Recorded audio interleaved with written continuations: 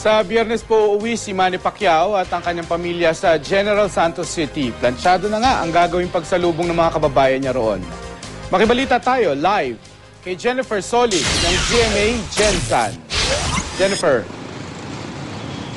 Mark, kahit nasa Maynila dumiretso si pambansang kamao Manny Pacquiao kaninang umaga, ay nananabik pa rin sa kanyang pag-uwi dito sa Gensan ng kanyang mga kababayan. Para sa iyo ang laban na to. Para sa iyo ang laban na to. Siya si Richard Tahan, 38 taong gulang. Sa unang tingin, aakalain mong siya si pambansang kamao Manny Pacquiao. Sa mga kilos at liksi, kopya niya ang kanyang idolo sa boxing.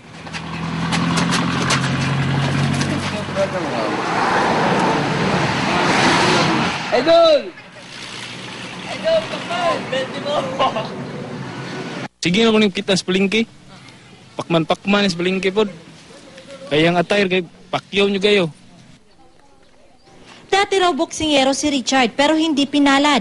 Gayunman, hindi niya iniwan ang hilig niya sa boxing. Imbes na lumaban pa siya sa ring, impersonator na lang siya ngayon ni Pacman. Ginagawa raw niya ito bilang pagpapakita ng suporta sa idolo. Nakipagsiksikan pa siya sa gym noong linggo para mapanood ng live ang laban ni Pacman. Siyempre, maging proud din ako na kahit maglakad ako kahit saan, may mga tao magsabi na kamukha ko na si Pacquiao. Proud din ako kasi si Pacquiao, siya talaga, champion siya at saka hindi lang dito sa Pilipinas kundi buong mundo.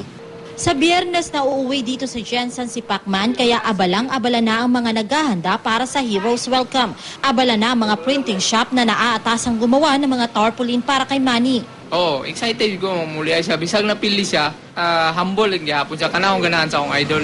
Still humble ang gihapon. Sama siyang ginayon, we will rise again. Kanang sa pagbalik niya, mas impildi siya. Anong excited mo makita ang ayahagong yung reaction siya pagkapildi ba nga.